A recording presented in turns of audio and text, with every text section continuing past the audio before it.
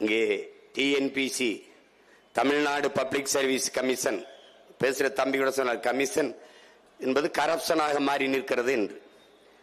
இன்றைய சூழலில் அது இந்தியன் பப்ளிக் சர்வீஸ் கமிஷனாக மாற்றி நிறுத்தப்பட்டிருக்கு. யார் வேணாலும் வரலாம், யார் வேணாலும் போகலாம். ஏற்கனவே வட இந்திய 1.5 கோடி உட்கார்ந்துக்கிட்டு எல்லாரையும் அடிக்கிறான். போலீஸ் அடிச்சிட்டான், நீ முதலமைச்சர் அமைச்சர் அடிக்கல, அவ்வளவுதான்.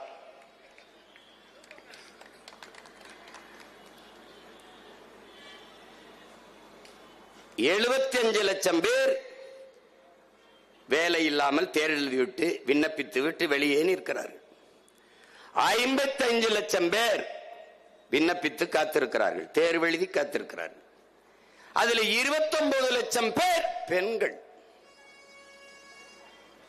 பெண்களுக்கு உரிமை, பெண்களுக்கு முன்னுரிமை, பெண்களை போற்றுவோம், நாங்கள் பெண்ணியவாதிகள் என்று பேசியவர்கள் 29 லட்சம் பேர் பெண்கள் மட்டுமே. அதுல 282 பேர் மாற்று பாலினத்து பிள்ளைகள், திருநங்கைகள். ஒரு தேர்வு 2024 நடந்த தேர்விலே 15,52,000 பேர் எழுதுறான்.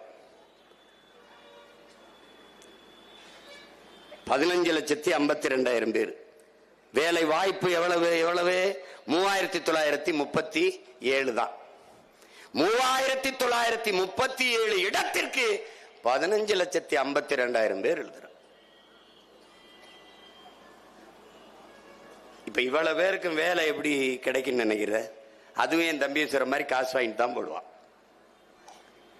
அதனாலதான் அவரு கமிஷனை கரப்ஷன் சொல்லிட்டாரு.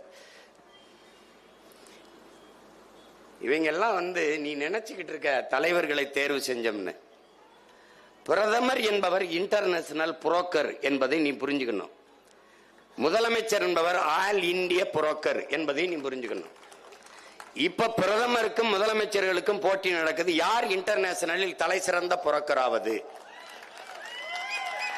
எந்த நாட்டுக்கு போனாலும் முதலீடு, எங்க ஊர்ல முதலீடு செய்யுங்க, எங்க ஊர்ல முதலீடு செய்யுங்கன்னு கூப்பிடுறதுக்கு பேர் என்ன? என்ன இப்படி நீங்க புரோக்கர்னு சொல்லிட்டீங்களே, எவனாவது எடுத்து பேச சொல்லு பாப்போம். அவனுக்கு தெரியும் உண்மையை தானே பேசுறாருன்ட்டு. நீ உனக்கு புரியுற மாதிரி விவரமா சொல்றேன் பாரு. ஒரு வீடு அந்த வாடகைக்கு போயிருக்கு. அந்த வீடை பார்த்து கொடுக்கிற தரகர் அவர் என்ன சொல்வாரு? ஐயா, நல்ல சாலை வசதி, மின்சாரம், நல்ல மின்சாரம், 24 hours வாட்டர் சப்ளை. அவர் மொழியிலே சொல்றேன். பக்கத்திலே ஹாஸ்பிட்டல் இருக்கு, பக்கத்திலே தியேட்டர் இருக்கு, பக்கத்திலே ஷாப்பிங் காம்ப்ளெக்ஸ் இருக்கு, எல்லா வசதியும் இருக்கியா. இப்படிதான் பேசுவாப்ல. ஹவுஸ் ஓனர் பிக்கல் பிடுங்க இருக்காதியா, ஒரு பிரச்சனை இல்ல, 5ஆம் தேதி வரைக்கும் வாடகையை கொஞ்சம் தள்ளி கொடுக்கலாம் ஐயா, ஒன்னும் இல்லையா, ஒரு தொல்லை இருக்காதியா, வாங்கய்யா. அந்த வீட்டு உரிமையாளர்கிட்ட போய், ஐயா கணவன் மனைவி 2 குழந்தைகள் தான் ஐயா, ஒருத்தர் இல்லைங்கய்யா, மாசமான ஒரு 2 லட்சம் சம்பளம் டான்னு வாடகை கொடுத்துருவாருங்க, ஆள் தள்ளின்னு போடாத சலம்பாதியா, ஒரு பிரச்சனை இருக்காதியா, நீங்க அவருக்கே வீட்டை கொடுக்கலாயான்னு பேசுவாப்ல. அந்த வீட்டு உரிமையாளர்கிட்டையும் வீட்டுக்கு குடிவரவர்கிட்டையும் பேசி இங்கேயும் தரகர் காசு, இங்கேயும் தரகர் காசை வாங்கிக் கொள்வதற்கு பேர் என்ன? வீட்டு புரோக்கர்.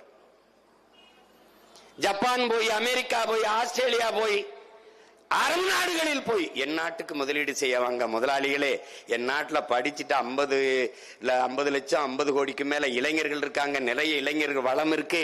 நிலம் எவ்வளவு வேணாலும் பறிச்சு தாரேன், நிலத்தடி நீரை எவ்வளவு வேணாலும் உறிஞ்சிக்கிறங்க, தடையற்ற மின்சாரம் தாரோம், நீங்க உற்பத்தி செய்யற பொருளை வேகமாக எடுத்து செல்ல 8 வழிச்சாலை போட்டு தாரோம்.